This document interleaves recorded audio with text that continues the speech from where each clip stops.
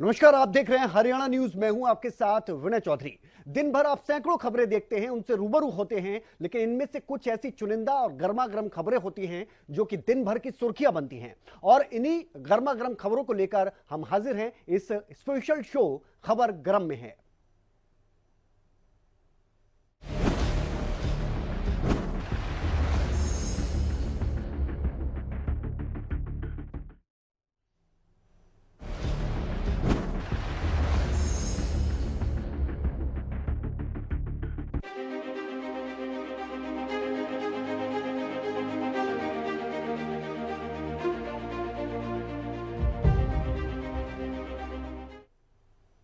तो पहली बड़ी गर्म खबर यह है कि 5 राज्यों में जो विधानसभा चुनाव होने हैं उनको लेकर चुनाव आयोग पूरी तरह से तैयार है। ये रिपोर्ट देखिए और जानकारी लीजिए कि क्या कुछ खास आने वाले दिनों में होने जा रहा है।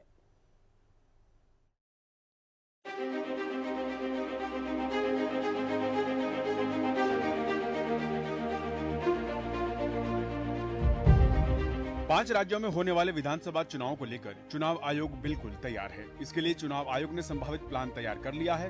बता दें कि छत्तीसगढ़ में 2 और राजस्थान, मध्य प्रदेश, मिजोरम और तेलंगाना में एक चरण में मतदान हो सकता है। सूत्रों के मुताबिक नवंबर में दिवाली के बाद से दिसंबर के दूसरे हफ्ते तक 5 राज्यों में मतदान संपन्न कराने की योजना है। बता दें कि मिजोरम की विधानसभा का कार्यकाल इस साल 17 दिसंबर को खत्म हो रहा है। वहीं तेलंगाना, राजस्थान, छत्तीसगढ़ की विधानसभाओं का कार्यकाल जनवरी 2024 में अलग अलग तारीखों पर खत्म हो रहा है। वहीं इन सभी राज्यों में 15 दिसंबर से पहले मतगणना हो सकती है। 5 राज्यों में विधानसभा चुनाव के कार्यक्रम की घोषणा से पहले चुनाव आयोग ने राजस्थान, मिजोरम, मध्य प्रदेश, तेलंगाना और छत्तीसगढ़ में चुनाव तैयारियों का जायजा लिया है। तो खबर गर्म है कि जहां एक तरफ 5 राज्यों में चुनावों को लेकर सियासी सरगर्मियां तेज हो गई हैं, तो वहीं चुनाव आयोग ने भी अपनी सीट बेल्ट को कस लिया है और वो चुनाव कराने को लेकर एकदम तैयार है। तमाम जो चुनावी तैयारियां हैं उनका जायजा लेने के बाद अब चुनाव आयोग ने साल के अंत तक सभी राज्यों में मतदान के लिए अपनी तैयारी कर ली है। जल्दी ही चुनाव की तारीखों का ऐलान किया जाएगा। अब कुछ ही महीनों के अंतराल में हमको देश के अंदर 5 राज्यों में नई सरकार देखने को भी मिल जाएगी, यानी चुनाव आयोग पूरी तरह तैयार है।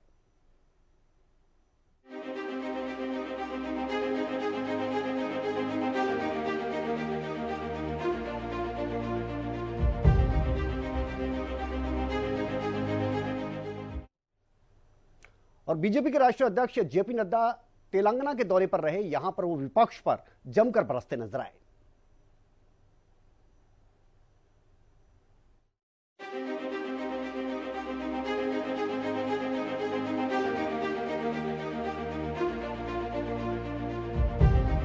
तेलंगाना में विधानसभा चुनाव को लेकर सियासी सरगर्मियां तेज हो चली हैं। बीजेपी और कांग्रेस के अलावा सत्ताधारी भारत राष्ट्र समिति भी विधानसभा चुनाव में जीत के लिए कड़ी मेहनत कर रही है। इस बीच बीजेपी अध्यक्ष जेपी नड्डा तेलंगाना दौरे पर पहुंचे। इस दौरान उन्होंने विरोधी दल पर जमकर निशाना साधा। इस दौरान भाजपा अध्यक्ष जेपी नड्डा ने कहा कि जम्मू कश्मीर से लेकर तमिलनाडु तक ये सभी पार्टियां पारिवारिक पार्टियां हैं। उन्होंने बीआरएस को भ्रष्टाचार रिश्वत समिति बताया। ये देखो, ये टीआरएस लिखे या बीआरएस लिखे, ये भ्रष्टाचार रिश्वत समिति है। ये भ्रष्टाचार रिश्वत समिति है और ये परिवार की पार्टी है। वहीं जेपी नड्डा ने कांग्रेस पर निशाना साधते हुए कहा कि कांग्रेस राष्ट्रीय पार्टी नहीं बल्कि सोनिया, राहुल, प्रियंका की पार्टी है।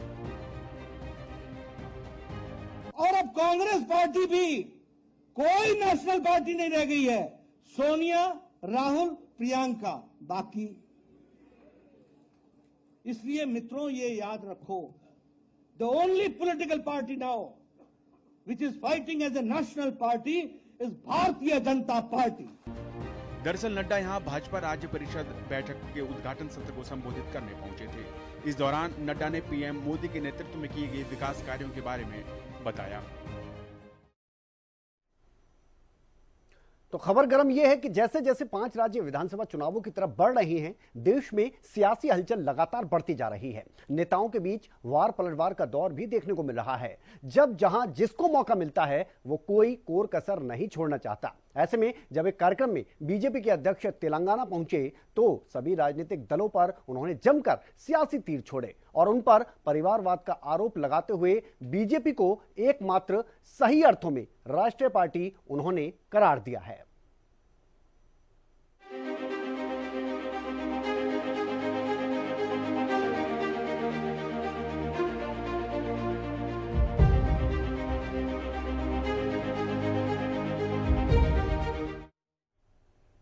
तो खबर लगातार गर्म है और गठबंधन को लेकर भी एक खबर सामने आ रही है। जो विपक्ष का महागठबंधन बना है उसे लेकर एक खबर आई, कुछ तस्वीरें सामने आई और ये तस्वीरें बहुत कुछ बयां कर रही हैं। इस रिपोर्ट के जरिए देखिए।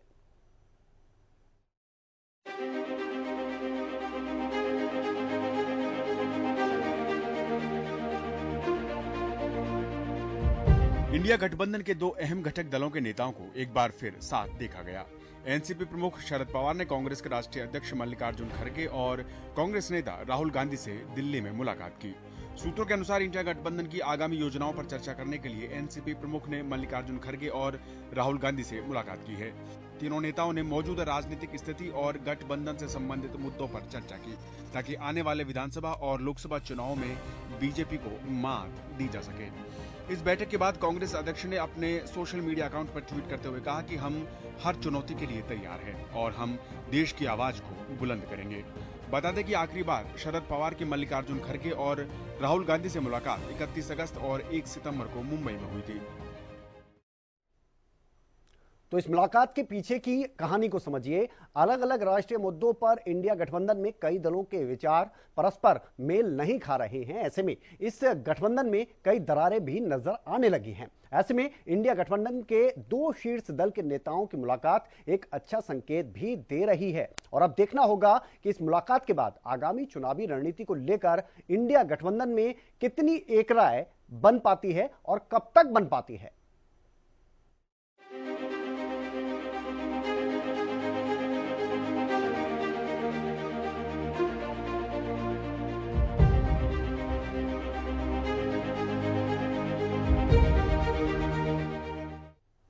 और बात करते हैं हरियाणा की। यहां से बहुत ही गर्म खबर सामने आई और जो अवैध कॉलोनियों में रहने वाले लोग हैं उनके लिए भी अच्छी खबर सामने आई, क्योंकि मुख्यमंत्री मनोहर लाल ने प्रेस कॉन्फ्रेंस की और यह बताया कि कुछ और अवैध कॉलोनियों को अब वैध किया जा रहा है।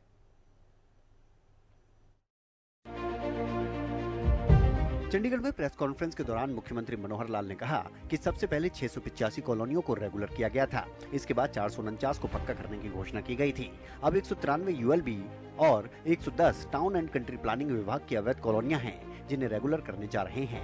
मुख्यमंत्री ने कहा कि नई अवैध कॉलोनियां ना बने, इसीलिए ये फैसला लिया गया है। 1560 अवैध कॉलोनियों को अगले साल तक नियमित कर दिया जाएगा। वर्ष में हमने पहली बार इसमें टाउन कंट्री प्लानिंग डिपार्टमेंट को भी जोड़ा है कि जो कॉलोनीज अर्बन जो एरिया है उस अर्बन एरिया से बाहर बनती हैं और खास करके जो हमारा कंट्रोल्ड एरिया है, अर्बन एरिया से बाहर कंट्रोल्ड एरिया में भी कई बार वो कॉलोनीज बन जाती हैं। लोग प्लॉट खरीदते हैं, ज़मीन खरीदते हैं, प्लॉट बनाते हैं, उनको मकान बन जाते हैं। उसका कंट्रोल पहले उतना ज़्यादा बन नहीं पाता था, तो अंतोगत विचार यही किया कि अभी एक बार जितने भी ऐसी कॉलोनीज बन गई हैं उन सब का रजिस्ट्रेशन करके और वहाँ जो परिस्थितियाँ हैं उसके हिसाब से और उनको सबको नियमित किया जाए। अर्बन एरिया है उसके अंदर यूएलबी और जो अर्बन एरिया के बाहर कंट्रोल्ड एरिया है उसमें टाउन कंट्री प्लानिंग। सीएम ने कहा कि 3000 करोड़ इन नियमित होने वाली कॉलोनियों के ऊपर खर्च किया जाएगा। 5000 एकड़ का ये क्षेत्र है जिसको विकसित किया जाएगा। सीएम ने कहा कि संपत्ति कर वर्तमान वर्ष में 15% छूट के साथ लागू किया गया था। 15 नवंबर तक उसको बढ़ाया गया था। साथ ही सीएम ने यह भी बताया कि लाखों प्रॉपर्टी हैं जिन्होंने कई सालों के एरियर नहीं दिए हैं। सीएम ने कहा कि जितना एरियर है उतना ही उस पर पेनल्टी भी है। सीएम ने घोषणा की कि जितना भी एरियर है उस पर पेनल्टी माफ की जा रही है। तो सीएम मनोहर लाल ने कहा है कि 3,000 करोड़ इन नियमित होने वाली कॉलोनियों के ऊपर खर्च किए जाएंगे। 60 लाख प्रति एकड़ खर्च किया जाएगा।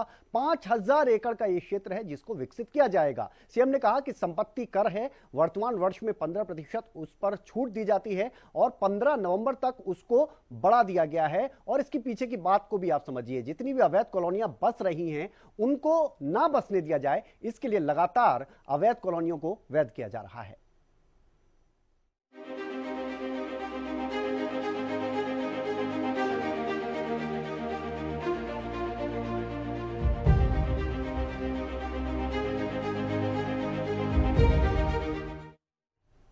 और इसके बाद सीएम मनोहर लाल ने कुछ और महत्वपूर्ण विषयों पर भी बात की। एसवाईएल को लेकर सुप्रीम कोर्ट ने जो पंजाब सरकार को फटकार लगाई है उस पर प्रतिक्रिया दी और साथ ही जो खिलाड़ी एशियन गेम्स में बेहतरीन प्रदर्शन कर रहे हैं उनके लिए भी धन वर्षा करने का काम किया है।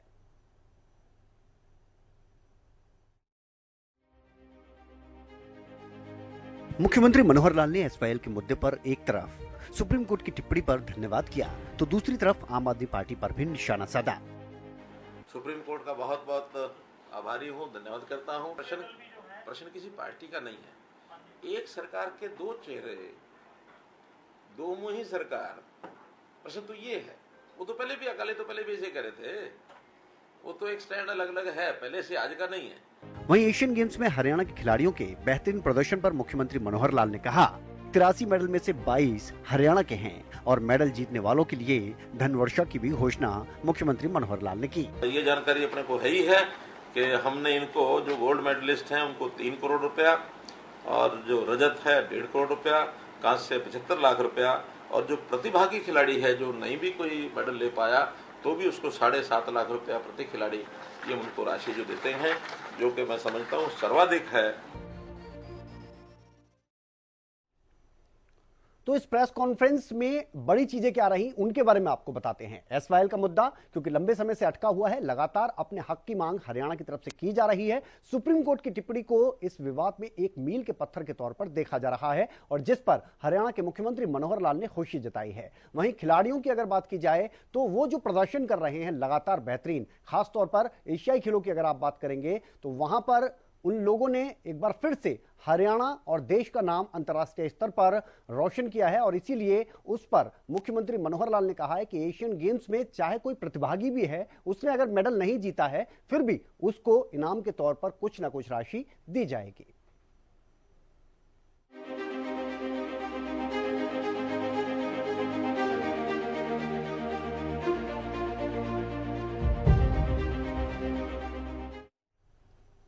और हरियाणा में लगातार रिश्वतखोरों पर शिकंजा कसता हुआ नजर आ रहा है। एंटी करप्शन ब्यूरो की टीम जो है वो बहुत ज्यादा एक्टिव मोड में नजर आ रही है। करनाल और पानीपत में बहुत बड़ी कार्रवाई की गई।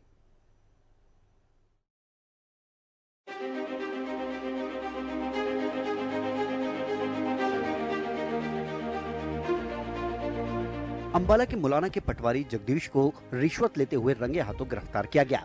जगदीश पटवारी 1 लाख रुपए की रिश्वत विरासत का इंतकाल करवाने की एवज में ले रहा था। डिमांड 1 लाख से ज्यादा की गई थी, लेकिन डील 1 लाख रुपए में हुई थी।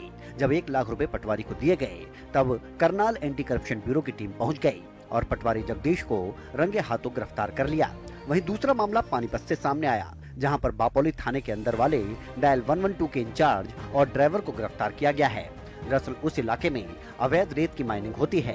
माइनिंग के वक्त कोई भी परेशानी ना हो, रास्ता साफ मिले, इस एवज में डायल 112 के कर्मचारियों ने 1 लाख रुपए से ज्यादा प्रति सप्ताह डिमांड की और डील 50,000 रुपए प्रति सप्ताह पर फिक्स हो गए। जब डायल 112 के कर्मचारियों ने 50,000 रुपए लिए तो एंटी करप्शन ब्यूरो की टीम वहां पहुंच गई और दोनों को रंगे हाथों गिरफ्तार किया। इसमें अंग्रेज सिंह है जो डायल 112 का इंचार्ज और सब इंस्पेक्टर है, वहीं वीरेंद्र जो डायल 112 का ड्राइवर और कांस्टेबल है।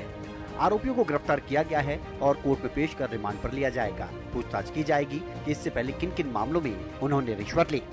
जो एक मामला है वो अंबाला कैंट एरिया का है और वहाँ के जो मुलाना के हल्का पटवारी जगदीश हैं, उन्होंने जो शिकायतकर्ता का विरासत का इंतकाल करने के लिए उनसे जो है 1 लाख से अबव की डिमांड की हुई थी और 1 लाख पे उन्होंने सेटल डाउन किया। दूसरे मामले में जो है वो शिकायतकर्ता उन्होंने ट्रैक्टर ट्रॉलीज को अपना निकालने के लिए और जो अवैध रेत को लेके जाती हैं ट्रैक्टर ट्रॉलीज और 50,000 के साथ ईएसआई अंग्रेज सिंह ERV इंचार्ज और ड्राइवर वीरेंद्र को कल मौका से गिरफ्तार किया गया। हरियाणा में पिछले कुछ समय से एंटी करप्शन ब्यूरो की टीम एक्शन मोड में है। लगातार कार्रवाई की जा रही है और रिश्वतखोरों को पकड़ा जा रहा है। तो अक्सर देखने को मिलता है कि सरकारी दफ्तरों में काम करवाने के एवज में पैसे की डिमांड की जाती है और उसी के बाद काम होता है। एंटी करप्शन ब्यूरो की टीम पहले भी कई बार कार्रवाई कर चुकी है। अब एक बार फिर करनाल एंटी करप्शन ब्यूरो की टीम ने यह बड़ी कार्रवाई की है। इसके पीछे की एक वजह यह भी है कि हरियाणा सरकार ने विजिलेंस को पहले एंटी करप्शन ब्यूरो में तब्दील किया और फिर खुलकर उसे पावर भी दे दी, जिसका नतीजा अब धरातल पर लगातार देखने को भी मिल रहा है और लगातार रिश्वतखोरों पर शिकंजा कस रहा है।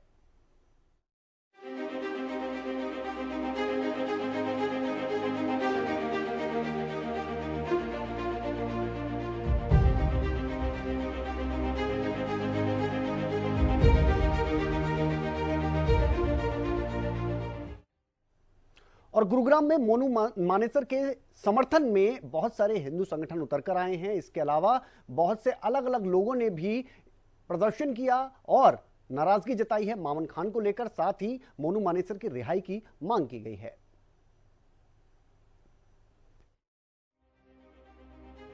गुरुग्राम में मोनू मानेसर सहित अन्य 9 गौ भक्तों को बचाने के लिए प्रधानमंत्री राष्ट्रपति के नाम पर जिला उपायुक्त निशांत यादव को ज्ञापन सौंपने पहुंचे।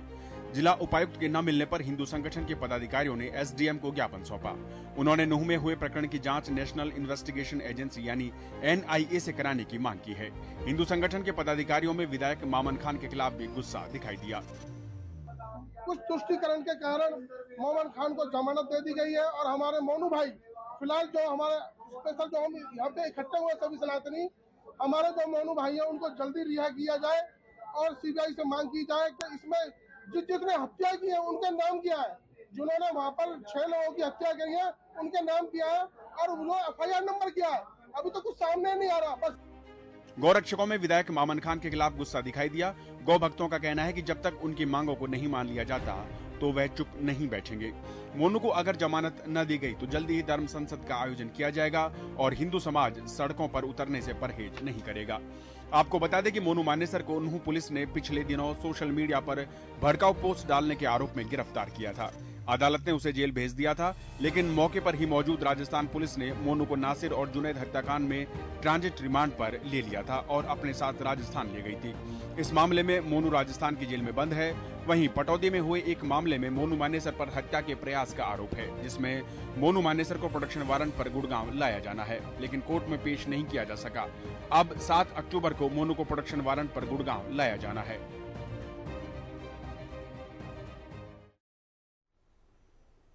तो मोनू मानेसर के साथ विवाद आज से नहीं बना, बहुत पहले से बना है। कुछ समय पहले खबर सामने आई थी जब 2 लोगों का शव मिला था, गाड़ी पूरी तरह से जल चुकी थी और उस केस में मोनू मानेसर का नाम सामने आया। तब से राजस्थान पुलिस की नजर लगातार मोनू मानेसर के ऊपर बनी हुई थी। इधर नूह हिंसा हुई, नूह हिंसा में भी मोनू मानेसर का नाम सामने आ गया और उसके बाद नूह पुलिस ने उसको गिरफ्तार किया। प्रोटेक्शन वारंट की मांग की जा रही है राजस्थान पुलिस की तरफ से, लेकिन अब जिस तरह से मामन खान की अगर बात की जाए तो वो जेल से बाहर आ चुके हैं, उनको जमानत मिल गई है। तो ऐसे में अब हिंदू संगठन कह रहे हैं कि मोनू मानेसर के साथ गलत हो रहा है, उसके साथ गलत नहीं होना चाहिए।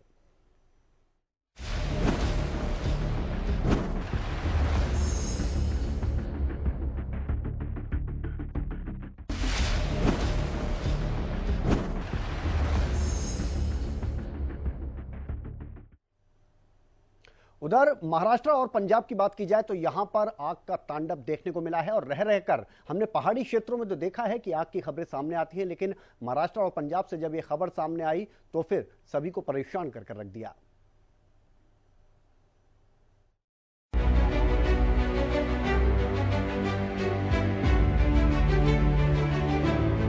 महाराष्ट्र के गोरेगांव में एक सोसाइटी की इमारत में भीषण आग लग गई। हादसे में कम से कम 6 लोगों के मरने की खबर है। वहीं 50 से अधिक लोग घायल हुए हैं, जिनमें कई लोगों की हालत नाजुक बताई जा रही है।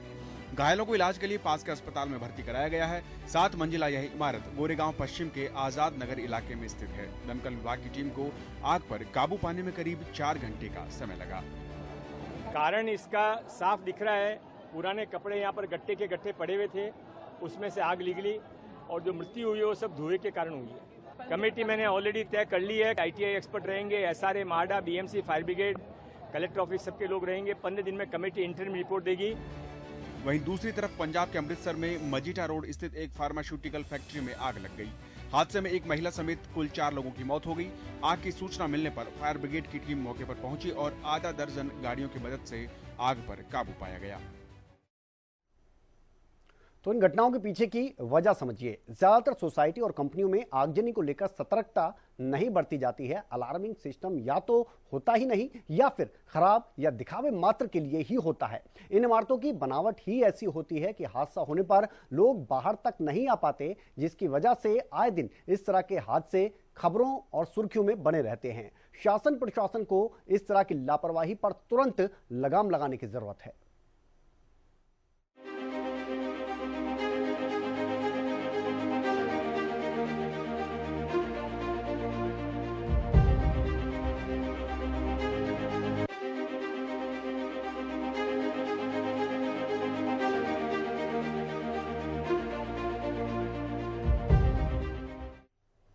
और सुर्खियां तो लगातार विश्व कप 2023 को लेकर भी बन रही हैं। क्रिकेट के इस महाकुंभ का आगाज हो चुका है, लेकिन भारतीय टीम के लिए एक बुरी खबर सामने आई है।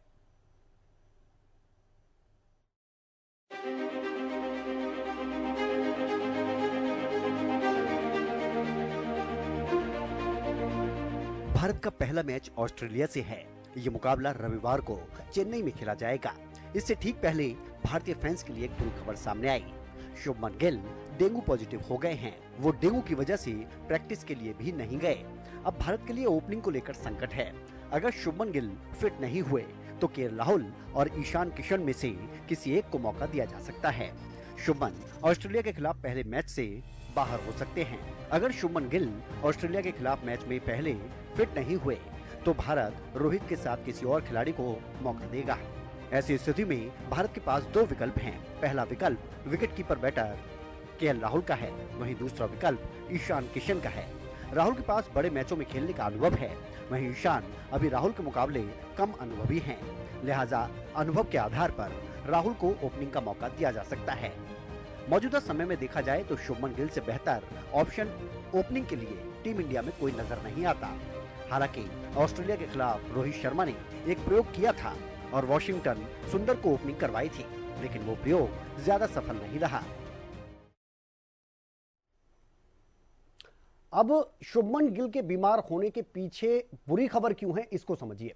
केएल राहुल की बात करें तो उन्होंने वनडे में ओपनिंग करते हुए 3 शतक और 6 अर्धशतक लगाए हैं और इसीलिए उनको बेहतर ऑप्शन समझा जा रहा है। उन्होंने नंबर 1 पर बैटिंग करते हुए 16 मैचों में 669 रन बनाए हैं और इस दौरान उनका सर्वश्रेष्ठ स्कोर जो रहा है वो 111 रन का रहा है। वहीं नंबर 2 पर बैटिंग करते हुए वो 246 रन बना पाए हैं। अगर ईशान किशन की आप बात करेंगे तो उन्होंने 5 वनडे मुकाबलों में नंबर 1 पर बैटिंग की है और इस दौरान 210 रन बनाए हैं। ईशान ने 5 मैचों में 3 अर्धशतक भी लगाए हैं। वो नंबर 2 पर बैटिंग करते हुए 2 मैच खेल चुके हैं और इस दौरान 1 शतक भी लगाया है। अगर आंकड़ों के लिहाज से आप देखेंगे तो फिर केएल राहुल की प्राथमिकता ही बनती है, लेकिन यहां पर परेशानी यह है कि शुभमन गिल जो हैं वो सबसे बेहतर ऑप्शन नजर आते हैं ओपनिंग के लिए। यहां पर अगर ईशान किशन को उतारा जाता है तो आधे लोग इसको ज्यादा बेहतर बताते हैं क्योंकि वो लेफ्ट हैंडर हैं और रोहित शर्मा राइट हैंडर है, तो एक कॉम्बिनेशन बन जाता है। लेकिन केएल राहुल को भी काफी लोग चाहते हैं कि वो ओपनिंग करें।